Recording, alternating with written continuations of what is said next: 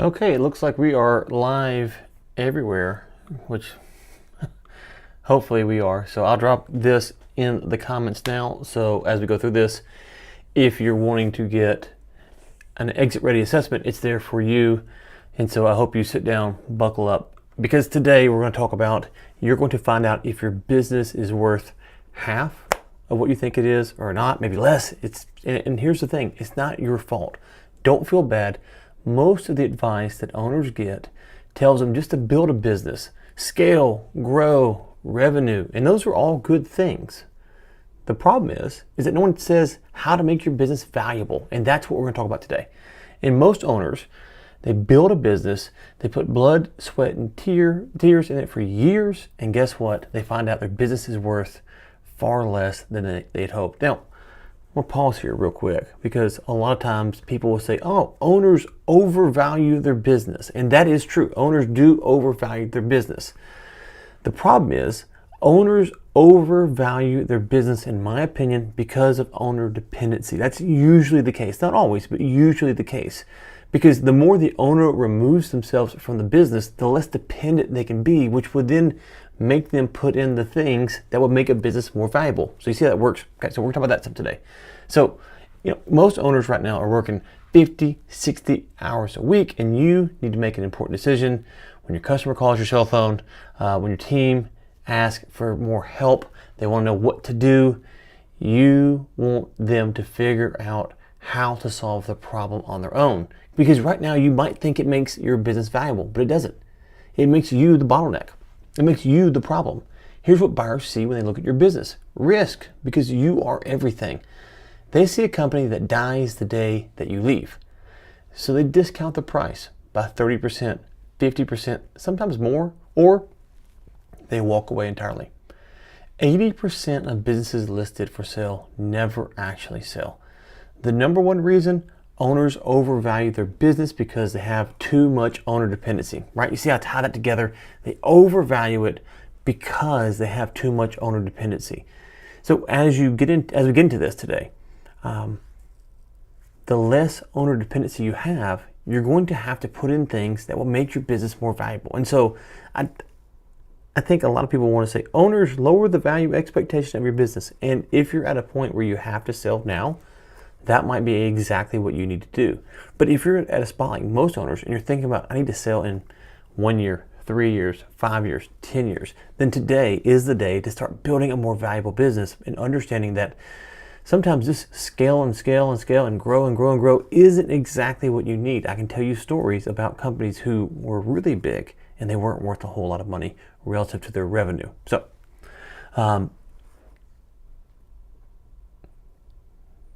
let's get back into this. Sorry, I lost my spot in my notes here. So people say that it's because owners have overvalued their company, as I just said. That's the main reason, and I think that's right in part. But to put it bluntly, you built a job, not an asset, and now you're trapped. I know this because I've had over 350 conversations with business owners who thought they were building wealth. Turns out they built a cage. Here's the good news. This is fixable. It takes time. And if you wait too long, it will cost you hundreds of thousands, if not millions of dollars. So you need to start fixing this today. But first, you need to see the problem clearly. And that's what we're about to spend today to help you understand better. I'm going to show you owner dependency traps that kills most exits. Every one of them is invisible until you try to sell. Then it can cost you millions. The valuation math buyers use to calculate the price of your business. You think your business is worth $5 billion, but the buyer's spreadsheet says it's worth $2 billion. I'll show you why. The systems that you need to become replaceable, not theory, specific processes, tools, hires that can double your valuation. The deal structure trap that turns a $10 million sale into a $3 million cash in 5 years of gold handoffs. I don't like the way that says. Let me re-say that. I've got my notes here. If you think about a $10 million exit, in short, what you don't want to do is get $3 million in cash and then 5-year earnout. Like, I think the stat is 21% of earnouts get paid, which means like 80%, 79% of earnouts never get paid. So what you want to do is build a business that the earnout is optional. or it's non-existent, right? So don't expect 100% cash on close. We'll talk about some of this later on. But the bigger your earnout is, the less cash you get at close, and the more you can be tied up to the success of someone else. As Kevin Henderson said, one of the top things for lawsuits in the M&A space is these earnout post-transaction closes. Sorry, said it bad. Once transaction closes, earnouts, like arguing over that. That's one of the top things that messes stuff up. So by the end of this, my goal is to show you exactly where you're trapped and how to get out. Fair warning, this won't be comfortable. A lot of owners will watch this and go, you know what, it's not me. Well, odds are, if it's not you now, it might be you by the time you get ready to sell. So again, the best time to prepare is today, because the truth is, the closer you get to building an exit-ready business, the more you will likely enjoy it. And the more you enjoy it, the more it's worth. And maybe you don't sell it because you enjoy it, but also when you go to sell it or you need to sell it, sometimes people find themselves where they have to sell it. It's worth what you need it to be worth. I hope I'm going to make you ask some questions about your business that you've been avoiding. And again, I've got a little, I think it's 18 question assessment that should be in the comments that you can go check out to go take your own exit ready assessment. Just kind of give you a bird's eye view of where you're at. So here's my ask. If you watch this live, get ready. This is like 4,000 words I think I typed up here. It's a lot. So turn your phone off, close your email, give me some time and save, or just click save wherever you're at. Click save this video and watch it later. Come back when you have time. And again, my assessment is below. So let's get to it. First, I want to talk about what happens when you wait too long. Okay. First story. Two businesses, same model, same market. Business A, the owner ran everything, makes every decision, knew every customer. Business B had systems, had a team. The owner being there was optional. Business A got an offer, took it, walked away with 30% less than market value. We'll talk more about this in a minute, what market value actually is. Business B got an offer, countered, sold for 20% more than the first offer. Same business model, different result. Why? Business A had no leverage. The buyer knew the owner was the business. Take away the owner and the revenue drops, so they get paid less. Business B proved the business could work without the owner. The buyer paid a premium. Dependency just doesn't kill deals. It kills your price before you even start negotiating. Story 2. Think about a plumbing company. $2 million in revenue, 12 employees. And all these numbers today are just kind of loosey-goose numbers so that we can kind of get some frameworks here. So if you sit down and pencil it out, you might go, well, okay. These are just for illustration purposes. So picture a plumbing company, $2 million in revenue, 12 employees. It looks successful on paper, but the owner works 60 hours a week, answers every tech call, hasn't taken a vacation in a couple years. He thinks he's building wealth. He's not. He's building a job that pays him $75 an hour and traps him for life. When he tries to sell, buyers see a vacancy, not a business, a high-risk job opening. They pass. In this case, the opportunity cost is the plumber gets a lower valuation and probably forced into a multi-year transition contract to ensure the customers keep calling, the employees stay, everything keeps running smoothly. Story 3, the earnout trap. What about a healthcare practice? Good revenue, strong patient base, one problem. The patients are loyal to the doctor, not the practice. The buyer sees this, refuses to pay a premium at close. They structure the deal with an earnout, a big earnout. The doctor has to stay for 3 years, work for the buyer, and transition all the relationships. If the doctor leaves early, he loses 30% of the sales price. The doctor thought he was selling to retire. Instead, he just got golden handcuffs. If you are the brand, you don't get to leave, you're locked in. Story 4. What about the founder that scales to $3 million in revenue? It feels like progress. It's actually not. It's the danger zone. Too big to run on hustle. 25 employees, but the founder still makes 70% of the decision, right? So $3 million in revenue, you're doing a lot, but but you're really dependent on, the business is really dependent on you. Most founders at this level, I think it's like 87%, report burnout, anxiety, depression. The tactics that got you to the $1 million trap, the tactics that trap you at 1 million, trap you at 3. You didn't build a company, you built a cage. Story 5. An owner who tries to delegate, assigns a task, walks away, but then swoops in at the last minute, says, this isn't right, I'll just fix it. The owner does this once, twice, 10 times. His performers leave. They can't stand being micromanaged. You're left with people who wait for you to tell them what to do. And you feel like the hero, but in reality, you're pushing away top talent, better talent than you currently have, because those people don't want to be micromanaged.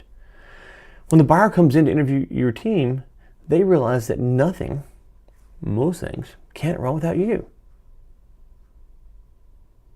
This can kill your value price.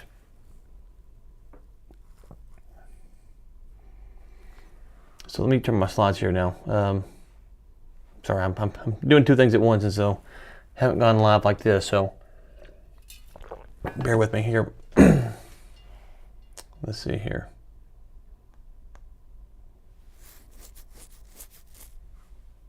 Yeah. Okay. Here are some stats that you need to know. 73% of service businesses between 1 and 10 million of revenue are completely dependent on their founder, their owner, the person who has poured in to grow this business. 73%. So if you're a service business between 1 and 10 million, this is probably you, right? Owner-dependent businesses sell for 3 to 4 earnings. And again, these are kind of averages and numbers. Some will go for 2, some might go for 5 in crazy situations, but I always kind of joke that 3 to 7 is where things will trade at for the lower middle market, which is where we're at. And what your job is to get the top of that. Okay, so 3 to 4. An independent business, and by independent I mean a business that can run without the owner. It doesn't require you to be there. They sell for 5 to 7x earnings. So same profit, double the price. If you make, let's say, $500,000 in profit, an owner-dependent business might get you 1.5 million on exit, right? So a 3x exit. But the team-run business might get you 2.5, 3.5 million dollars. It could be a $2 million penalty by you being the owner who has their hands in everything and not letting go. So now I hope you see why 80% of businesses listed for sale never actually do. Owners overvalue their business because they have too much dependency. Buyers walk when they see the business can't survive without you, the owner. And it hurts. It really does. You put a bunch of time, a bunch of effort, a bunch of blood, sweat, and tears. You know, you've missed family vacations, maybe holidays, birthday parties. You've done a lot of stuff. And at the end of the day, what happens is that you're told that this is not really what the buyer's going to pay for. And it hurts. It really does hurt. Okay, let's see here. So let's look at a few of these charts here. Right, so you can see here just kind of a visualization of what I was talking about. Now, I want to focus in on this because this is where's my pen at. Great live stream, right? Great live stream. My Apple pen is somewhere. I literally just had it. Well, maybe I took it in the other room. I don't know. I do not see it. Let's see, can I do like this? Nope. Can't do that.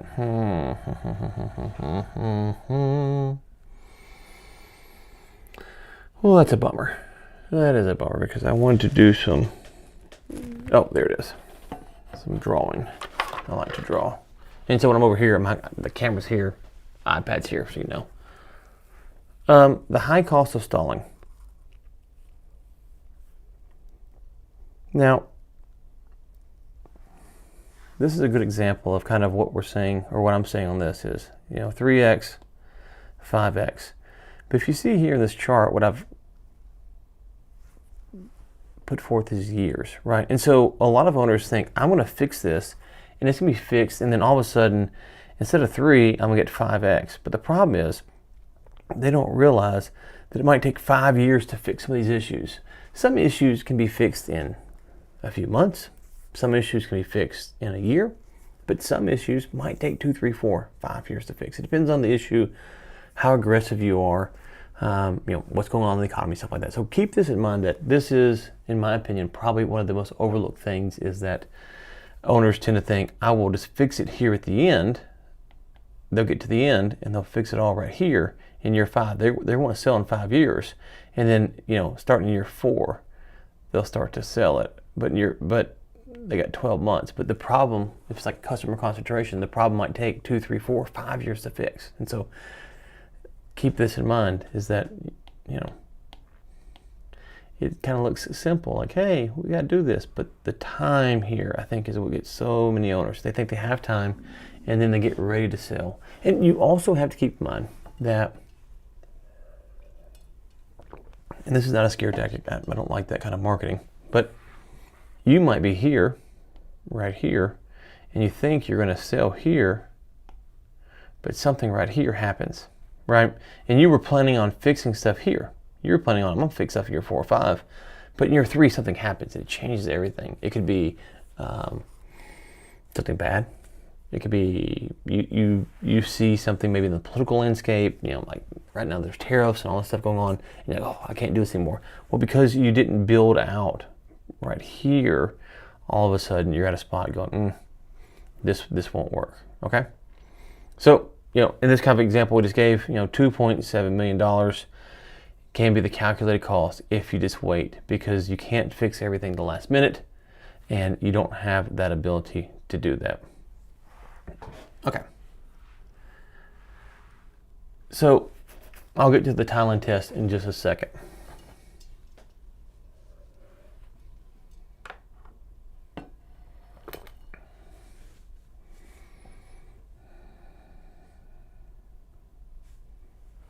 So here's a few ways. Let's go back to this. So this visual probably makes more sense when I'm talking to this.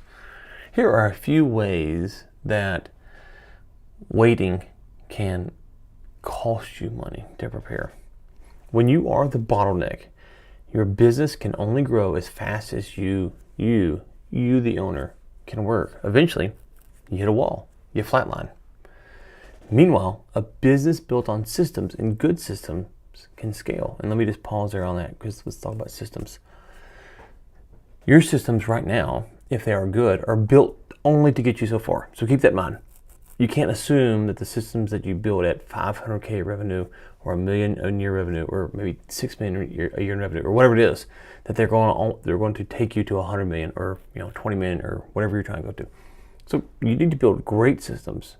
They will cap out at a certain spot, and then you'll fix those things. Okay, good. Over the next 5 years, the difference between flatlining and scaling is hundreds of thousands of dollars in lost annual profit. You leave money on the table every single year because you are the lid on the jar. You are. Penalty number 2, the exit crash. This is a big one. Let's say that you have 2 businesses, both making $500,000 in profit. Business A relies on you, the owner. The buyer comes in and the buyer has to come in and work that job. They pay a Main Street multiple, maybe say 3x, sale price of $1.5 million. But business B that you also have, the buyer comes in to invest. They pay a premium. Maybe they go for a 4 or 5x exit. The sale price might be $2.5 million, right? So if you just had 2 businesses, one that ran off of you and one that ran off of systems, that's a simple way to look at it. And this happens a lot of times. Owners will hear about, their buddy who sold for 2.5 and they got 1.5 million, right? And so I don't understand. Well, owner B, their buddy had better systems in place. It's $1 million. You don't want to do that. You don't want to lose that. So when I pulled up this slide here, we talk about losing $2.7 million. This is the reality of not being exit ready, of not preparing yourself for this. So, okay, now let's come to the talent test. There's a lot of things you can call this, but I call it the talent test, right? So can you leave for 4 weeks with zero contact. And the reason I say Thailand, so Thailand's like 14 hours time difference. So first off, it would be tough for you to work in Thailand. It just would be practically. But what I'm saying is, you walk into your office tomorrow and say, hey, whoever you talk to at your staff, I'm heading out for a vacation in Thailand. I'll be there for a month. My phone's here, computer's here. I'm going hiking. I'll see you, 30 days from now, more or less, right? So this is February 12th. So I'll see you March 15th. I'll be back. Cool. What would happen? Because most owners feel guilty for taking any time off. Half of owners, this stat shocked me, half of owners have taken fewer than 3 days off in the past year. Buyers see this as a red flag. If you can't leave for a week, the business doesn't work without you.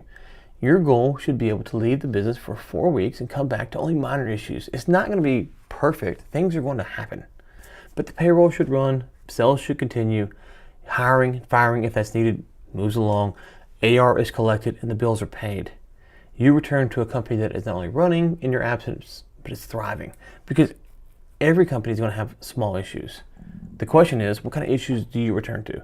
And so you're going to come back and got to fix this, but the company's growing, it's thriving because you built out a valuable business. According to a study by PwC, businesses with documented vision and mission statements sell for 2.3 higher multiples than those without. Now that sounds kind of made up, right? Like that kind of sounds made up. Let's talk about that though. Why does it sound made up? Let me stay on this slide here. So 2.3. 2.3x, right? And I thought about that. I was like, why is this? Because I can type up a mission statement right now. But I don't think what they're getting at is companies with mission statements that they just put them on the wall and people say, oh yeah, our mission is to do whatever, right? I think what they're getting at with this stat is that the mission and vision statement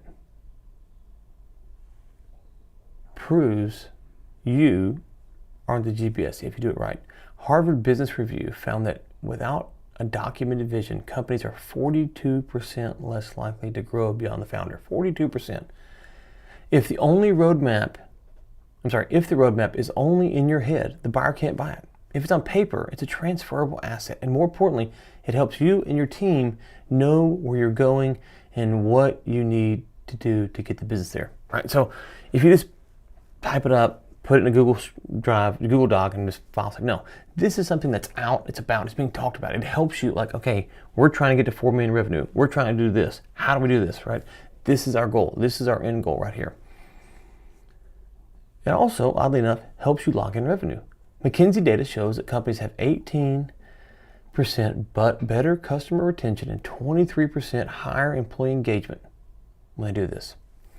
Buyers pay for sticky revenue.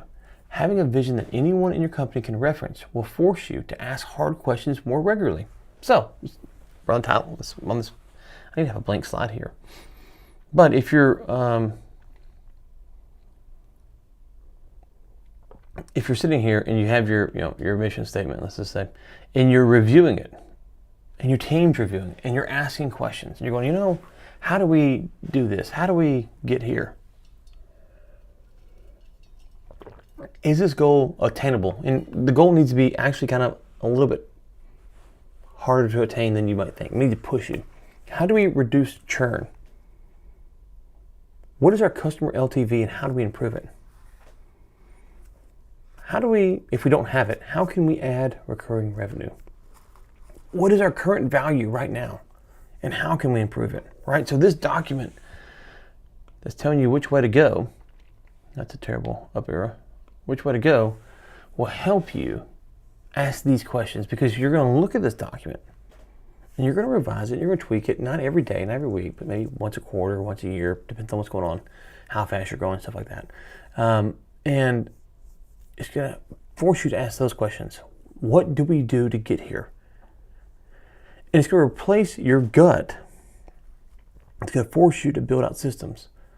Systems will help your team to stop asking you what to do and start executing the plan.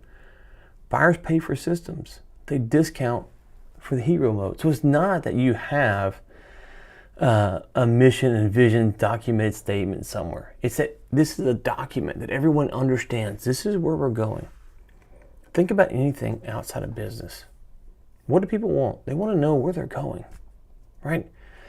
Very few people in life can be self-led, self-determined to get from A to B on anything hard. Most people want to be told what to do. Now, they don't want to be micromanaged, but they want to be told, this is what we're trying to do. This is how we're going to do this. Here's the systems in place. And so this is going to help your staff understand this is where we need to go. Now, I want you to think about yourself when I ask these next 10 questions. Be as honest as you can. If you answer yes to more than 3, you're in the danger zone. The holiday test. Can you leave your business for at least 2 weeks? For at least 2 weeks. No email, no phone calls, 0 contact. Can you do that? Can you leave your business for at least 2 weeks? No email, no phone call, 0 contact. Would you come back? If you did, would you come back to find it running as well or better than you left? And so on the holiday test, what I like to do is say, okay, let's start with 4 weeks. And most people say, no, I can't do 4 weeks. Okay, so let's go 2. And sometimes you get, no, I can't do 2. What about 2 days? What about 3 days? Like, what's the most amount of time, right? The goal is 4 weeks. That's the crazy goal. That's kind of vision, the systems we're trying to get to. We're trying to think big here.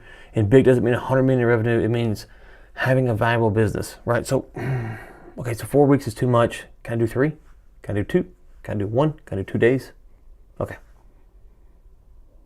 If you answer no to 2 weeks, though, I can tell you right now, you have a dependency problem. Like, you probably going to stop there. But let's say you said yes. The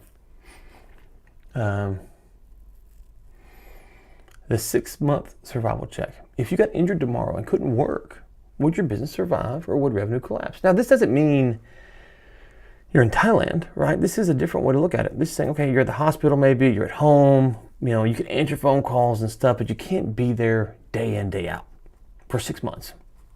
You have a few operations. What would happen? Question 3. It's a huge one. A lot of owners overlook this. The customer concentration trap.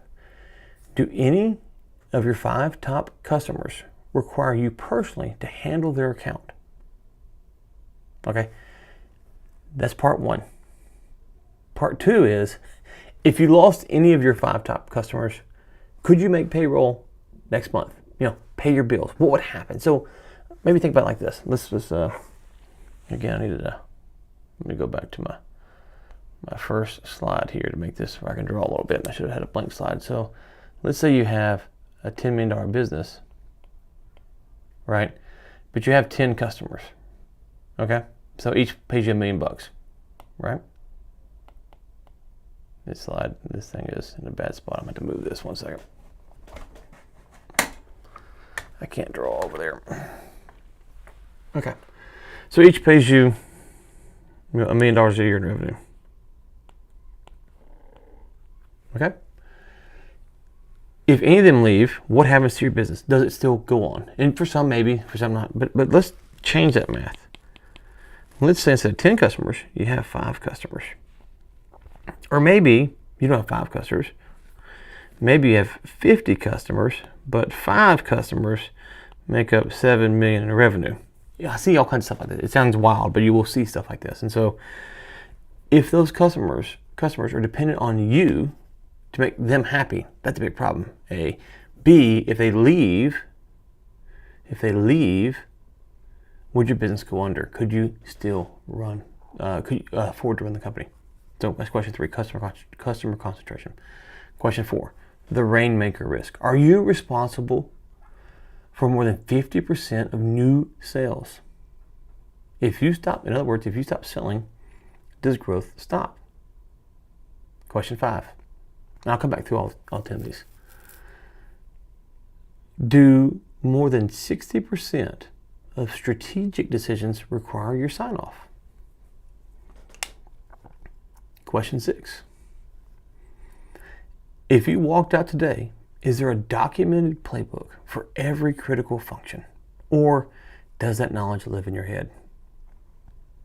Question 7. Do you personally interview and hire every employee? Or does your management team handle this? Question 8. Do you run personal expenses through the business? Your truck, your travel, your meals? Or would buyers see clean financials or a mess? Question 9. In the last month, have you delegated a task and then taken it back to fix it yourself? If yes, you probably don't trust your team, right? Question 10. If I asked you, who are you? And you couldn't say business owner, would you struggle to answer? If your identity is tied to your business, you probably can't sell it or probably shouldn't sell it, right? You're too attached. So let's go through those 10 questions again. The holiday test. Can you leave the business for a full 2 weeks? Maybe actually 4 is my goal, but let's say 2. With no email, no phone calls, 0 contact. If you got injured tomorrow and had to work from home, but you couldn't be there for 6 months, would your business survive? Do any of your top 5 customers require you personally to handle their accounts, or if any of your top 5 customers left, would your business be able to keep functioning? Are you responsible for more than 50% of new sales? Do more than 60% of strategic decisions require your sign-off? If you walked out today, is there a documented playbook for every critical function? Do you personally interview and hire new employees, or does your management team handle this? Do you run personal expenses through the business, your truck, travel, meals, stuff like that? Would buyers see a clean financials or a mess? In the last month, have you delegated a task, then taken it back to fix it yourself? If yes, just a reminder, you don't trust your team. So work on that. Final question. If I asked you, who are you? And you couldn't say business owner, I didn't let you say that, would you struggle to answer? Because if your business is tied to the, if your identity is tied to the business, then you're in trouble. Let me see if I can add a, sorry about this. Let me just see if I can add a slide here. And I don't use,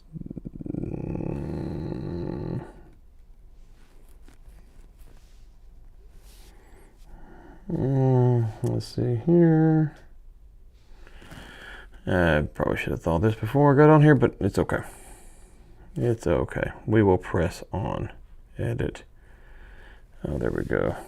There we go. New slide. Blank. There we go. Hey, now we're cooking. Now we're cooking. Now I can doodle away. All right.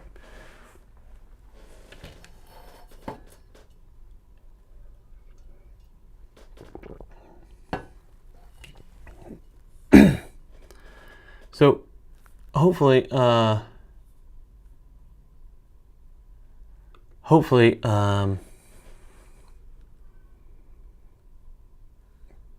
got you kind of at least thinking, right? And again, there's a quick exit ready assessment in the pinned comment. If you can't find it, shoot me a DM. I'll give it to you.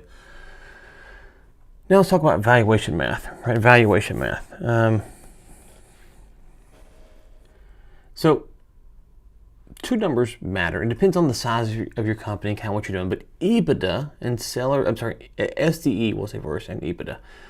SDE is seller's discretionary earnings. This is for small businesses. You know, it's going to depend on the industry, but under 1 million for sure. You might say under 3 million revenue. So in short, just take your profit, add back your salary, add your personal expenses, your car, your health insurance perks. This is going to show the total cash one person can pocket if they work full-time in the business. You're selling a job, not an investment, right? So EBITDA is earnings before interest, tax, depreciation, and amortization. This is for bigger businesses, probably 5 million in revenue or more, but they're usually team run, right? So take the profit, subtract a fair market salary for a manager to replace you. This shows how much profit the business makes on its own without you. You're selling an investment, not a job. Now, let me just start here on this. Wait, let me go back to, there we go. Go back to this, okay. My advice on this number especially, but this number as well, make sure that you're working with someone who really understands your business, these numbers, because I've seen companies really big just mess up this calculation right here, like 50 million in revenue, and they couldn't get their EBITDA right. So don't assume that it's something that you can just knock out in the weekend, because there's add backs and things like that. Also, understand that both of these numbers, this and this, when you go to sell, will be contested, right? They're going to be contested. So keep in mind that you need to have, the cleaner your books are, the better stuff is, the better multiple you can get, but the easier it is to validate these numbers, because what you don't want to do is have to argue back and forth over these, right? So legitimate add backs that buyers might accept or should accept, like one-time legal fee, personal vehicle expenses, depending,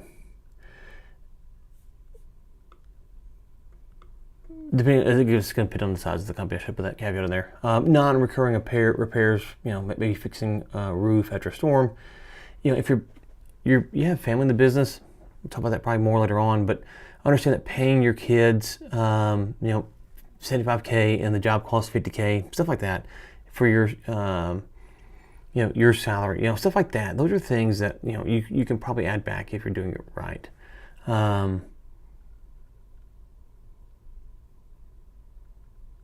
But what's not going to come out is, maybe a failed marketing experiment. You ran a bunch of ads and nothing happened. Right? Well, okay, that's cost of doing business. Rent that you didn't charge. Buyers will subtract fair market rent from your business. Bad inventory. Writing off products is a loss, not an add back. Expenses that benefit a business trip where you met a client. That's going to stay. Those are kind of things, that's what I'm saying, like there's kind of, so I'm looking at my list here, there's kind of some things that you want to make sure that you get someone who's familiar with M&A to help you with this, and there's plenty of good people out there. Here are some things, though, aside from just the numbers, that are going to discount your business. Let's look at them, right? One is key person, right? You hear key man risk, so let's just draw this one person, and this could be you. This could be someone in your company. But if your customers call you, let's just say you're the owner, you're the key man here, instead of the office, the buyers are going to deduct 10, maybe 15% off the price. Severe case, they might go 50%. It depends on how big that customer is. 2, lack of marketability. Private businesses are hard to sell if you're not set up right. You can't just click sell like a stock. So you got to understand that the more marketable your business is, the more valuable it is, then all of a sudden you're going to get attractive premium buyer, and a premium buyer will pay more. They might argue some of those ad backs and stuff like that we talked about a minute ago, but they're going to pay more money. If not, they're going to discount between 15 and 45% of your value. So let me give you how a $5 million business can become a $3 million business from an exit standpoint. You bring in 80% of the sales. The buyer fears that when you leave, the client leaves. They might apply a 40% discount, right? So a 40% discount if it's you doing this work. And it could be if you have like one person who does this work. Buyers might be concerned that if that one person leaves it, so you have to figure out how to structure to keep those people. Let's say you're a manufacturing plant. You're important, 20% key person risk. The business niche is tough, right? So maybe something like that happens where you're a key person and it's a tough niche. All of a sudden it's like, oh, okay, well, 20% discount for you, 20% discount for the niche. It's tough. It's a tough niche to grow in. So we're gonna take that 5, make it 3, right? That can happen. That can happen as well. But your profits say $5 million, but you have no contracts. They're all handshake deals, messy books. The appraiser on the buyer side is going to bump the risk rate from 20% to 33%. Going to slash your value by 40%. 5 million becomes 3. You can see there's a lot of ways this can happen, which is why you have to be keen on making a valuable business. Just having revenue is not what buyers pay for. They pay for valuable revenue, right? Valuable revenue. Valuation works like this. Profit times multiple equals price. And the multiple is going to be tied to this, right? This is what the multiple will be tied to for most businesses. So I joked earlier, most multiples range 2 to,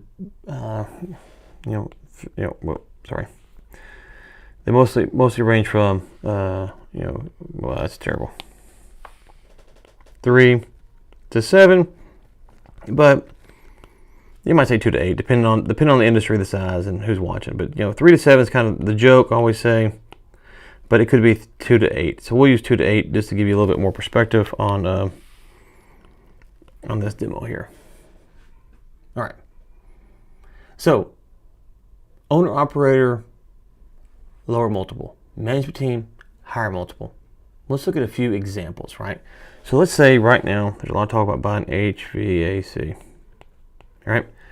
So, if it's the owner operator running the business, they might get 2.5 to 4. Okay.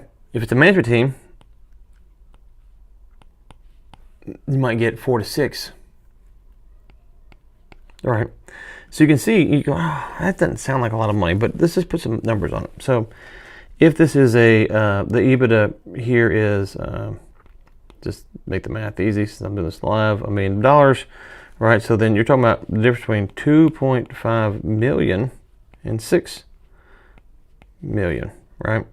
So you can see that's the difference by having the management team run it and the owner operator. And it sounds kind of like, oh, it's as simple as the management team. Well, again, going back to what I said earlier, the more the owner removes himself from the business, all of a sudden, the owner is forced to put things in place that make the company more valuable. So owners overvalue their business because the business is dependent on them. But the more you remove yourself, the more that you're going to put these things in place. So you want to make sure that you do that. Otherwise, you're going to have a business that's going to sell for 2.5 million instead of 6. Now, if we say, well, how do we, let me clean that off. How do we, I don't know how to clean, oh, there we go. Okay. So let's go back to this chart here, right? So some of these things, you can't just, if you're going to sell here, you can't go here and say, oh, yeah, we got a management team now. Cool. Give you more value. No. They're going to want to see that the management team has been operating for years, right? They're going to want to see that the management team knows what the SOPs are. Customer concentration is all the things we talk about. They're going to want to see time. And so if you think about this, say, well, I want my employees to run my business. Not many owners today, if they haven't set up right, would say, yeah, cool. I'm going to take off a month. They got this. So you have to start this process. So, okay, I hope that makes sense. So let's go to strategic preparation. So let's start with the 2 weeks off I mentioned earlier. So the Thailand test is 4. Let's go to 2, because 2 is kind of where a lot of owners might want to start at. So 2 weeks off, no cell phone service. Would your business grow, flatline, or collapse? If the answer isn't grow, you have a documentation problem. Buyers are not going to pay. Buyers don't buy people. They buy systems that produce cash flow. And if you look at big companies, this is what they do. If you go to any big company and you walk into an HEB, to a Walmart, to an IBM, they have processes and systems for layers and layers and layers of people. Now, as an owner, you don't want all of that, but you do need to understand that, okay, hey, I need to really start documenting this stuff. So Michael Gerber years ago put out a book called The E-Myth. And he said, there's a few types of people, but the technician, a lot of owners are the technician. They're the doer, the guy who fixes everything. You want to become the entrepreneur, or the architect maybe even, the designer of the doing. If a process relies on your genius, it's not transferable. So how do you document your systems? Now, I need to make a full video on this because there's so much technology out there. There's so much technology out there on this. But in short, everyone's, I think, has heard at this point. Oh, okay, there we go. Why is this not?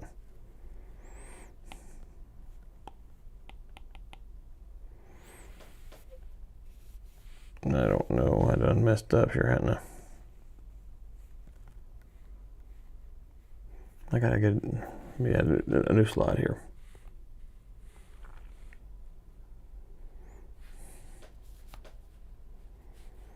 Okay, a new slide. All right. So I think everyone's heard of something like Loom. Loom's good. So everyone's heard of Loom. In Loom, you can just make a video recording you doing the task. And it'll build a transcript for you. And you can put that into something like Notebook LM. There's a lot of ways you can do this, but that's a simple process. You could also use something like Whisper Flow. Whisper Flow. This is, if you don't need to record a screen, you can just talk into Whisper Flow on your computer, on your phone, and it will transcribe it for you, right? So those are two ways. Now all of a sudden, you begin to build a system. And you can use something like Notebook LM. A lot of companies are using Google already, so you can use Notebook LM to store this stuff. There's other tools like Scribe and whatnot you can use. But all of a sudden, there it is, right? There it is. So for sales, you might have one.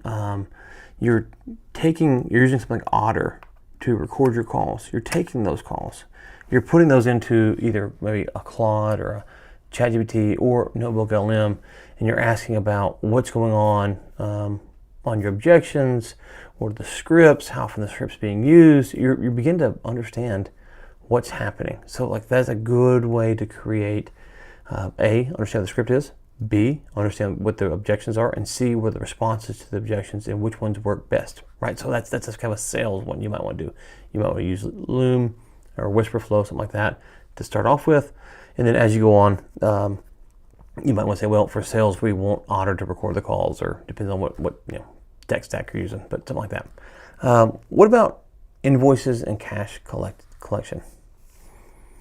Decisions here can kill cash flow. Document when invoices go out, the sequence for chasing late payments. So if your payment flow is 30 days, right? You say, okay, well, a lot of companies struggle to get 30 days. So let's say 60 days, right? 60 days. Okay. So first off, how do we get these invoices out as fast as possible? So we want speed and accuracy to the invoice.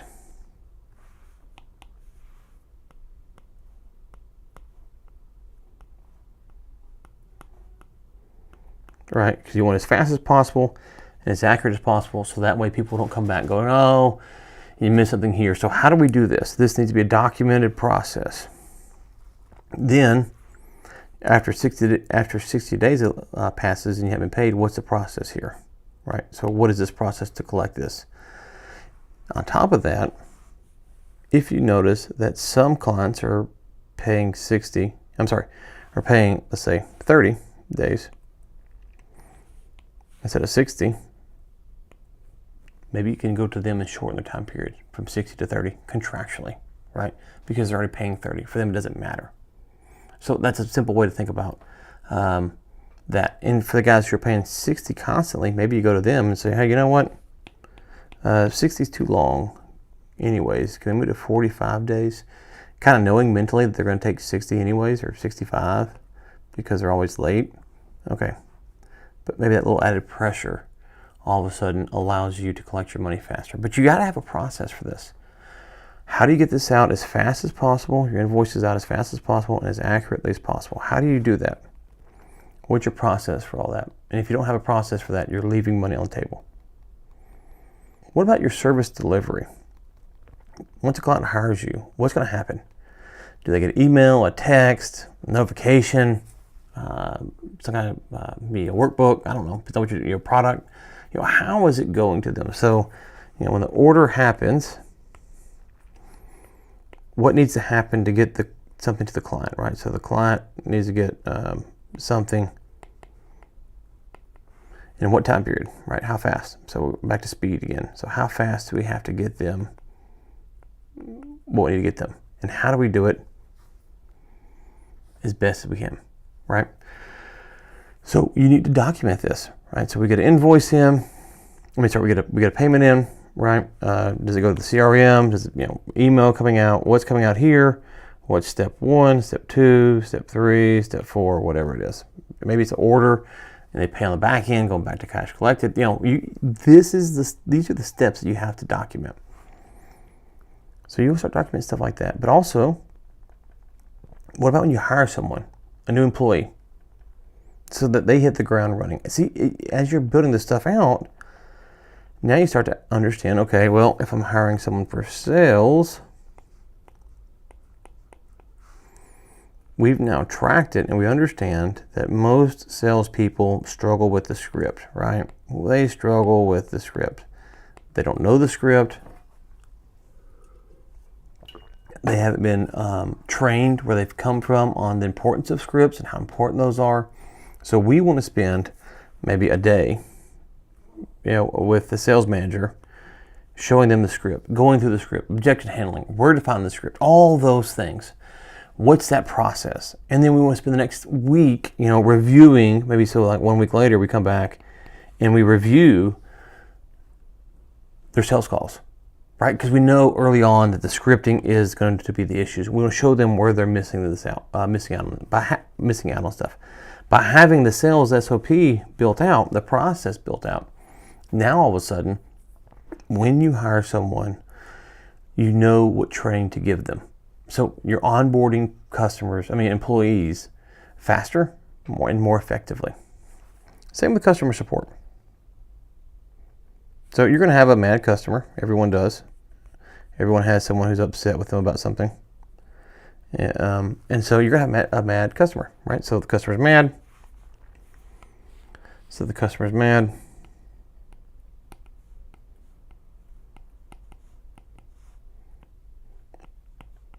Or they just need support. Like, they're not mad, they just need support. They need help. They can't find something. They want more, whatever it might be. What are you going to do? What's your process for this? Now, again, going back to all the SOPs we've created, now all of a sudden we know, okay, this is customer support. Maybe they've got overcharged. Maybe they got charged twice instead of once. So the first one was they got charged too much. Maybe they got 2 charges. Maybe they didn't get it. Maybe it's damaged. Maybe it was this. I don't know. Maybe the salesperson overpromised them. There's a lot of things that customer support can entail. But by documenting all of your SOPs, you can begin to understand how to fix each one because they build upon each other. But also, with customer support, you're getting these phone calls all the time. The technician showed up late. They didn't do this. I didn't sign an invoice. They forgot to give me a receipt, whatever it might be. Well, how do you want your team to solve these problems? And so if you look at it and say, well, how do we solve this issue? Well, we look at it and say, okay, well, how do we solve this issue? We solve this issue by simply going and recording our calls, listen to what's being said, to the feedback, and then how do we want them to answer, right? Okay. So document your SOPs. Those are kind of the first 5. Document sales and lead gen, invoice, cash collection, service delivery, employee onboarding, and customer support. Now, get a sip of water here. Take a second. And if you got any questions, I can see the chat on the line on the screen here. So drop them in. I'll try to get to them if I can.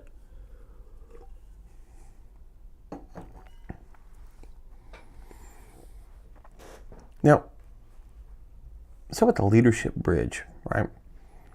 A buyer is going to discount your business if you are the only leader. And by leader, we've taken this term leader and said, oh, the visionary, the person who, no. There's leaders all throughout your company, right? So, but if you are the only person who is a leader in the sense of hiring, firing, sales, delivery, customer support, then your company doesn't have other leaders. So you need to hire a COO or a GM depending on how big you are. They are going to manage the day-to-day decisions. But when you hire them, the key here is that they have SOPs to follow, because they may quit in a year, they may die, you may fire them. The buyer might fire them, right? This needs to be something that you can train someone that you hire to do this role very fast.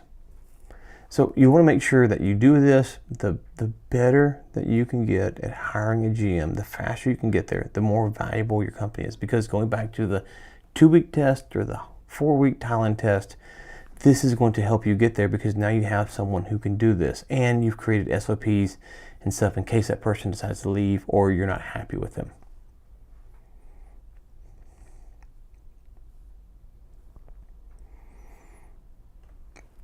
One of the things that you can do until you get to the GM spot, or even the GM spot, is create an authority matrix.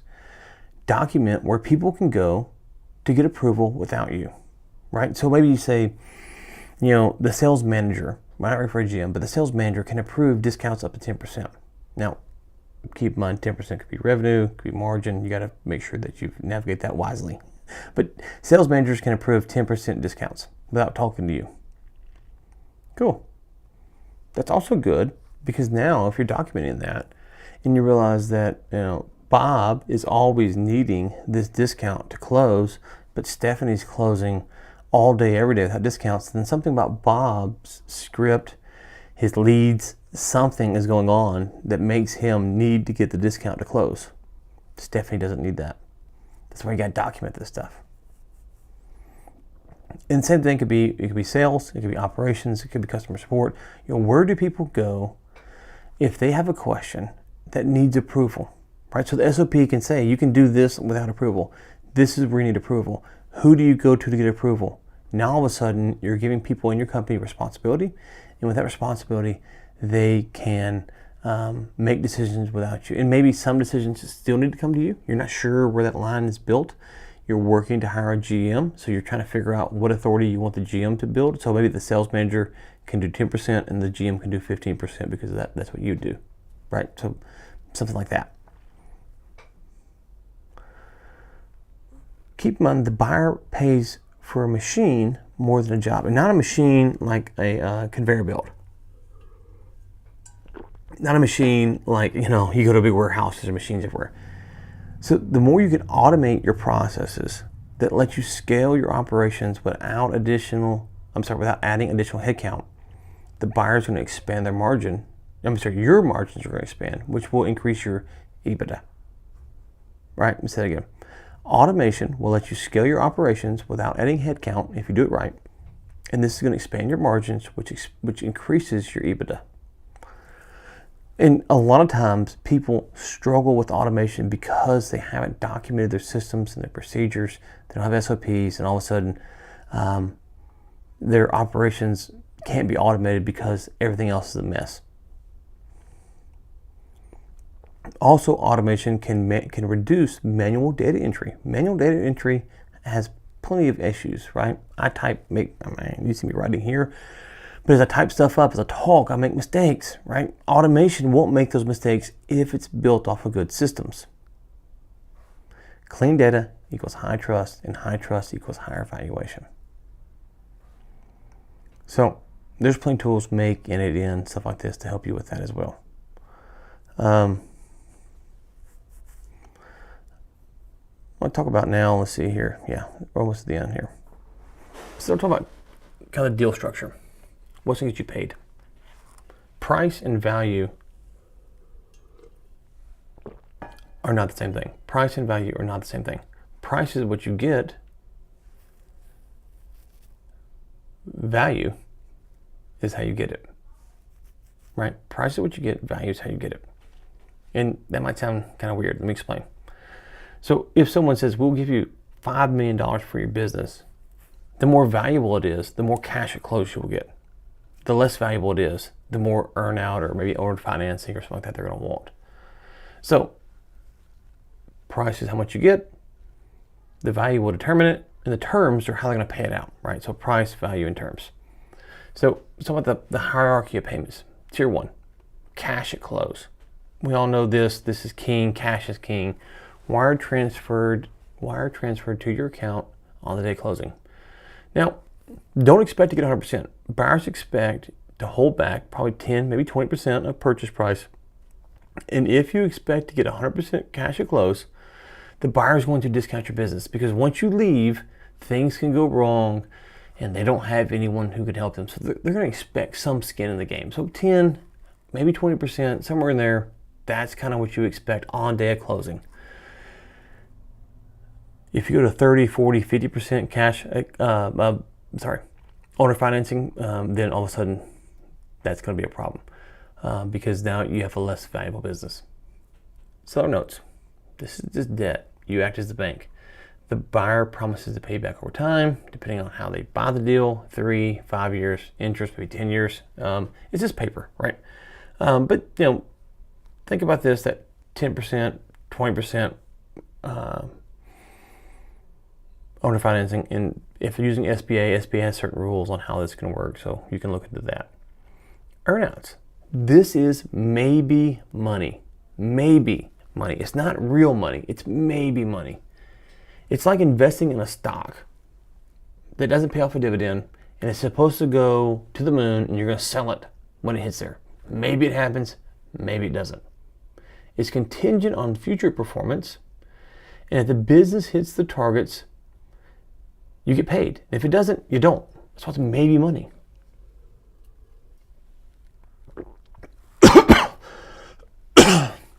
I'll talk more about the earnouts here in a second. So, if you're doing we'll say a small deal, I hate calling it small, but small deal, $5 million or less, right? You can expect, 80% cash at close, owner financing, 10 to 20%, so 89% cash at close. So now, if you have a less valuable business, maybe 60% cash at close, 70% cash at close. So owner financing could be 30 to 40%. Earnouts are probably going to be rare in this kind of range, but owner financing is going to increase. If you're kind of at 5 to 50 million range, 70, 80% cash at close, and then now you're going to see a mix of maybe earnout, so kind of rollover equity, stuff like that.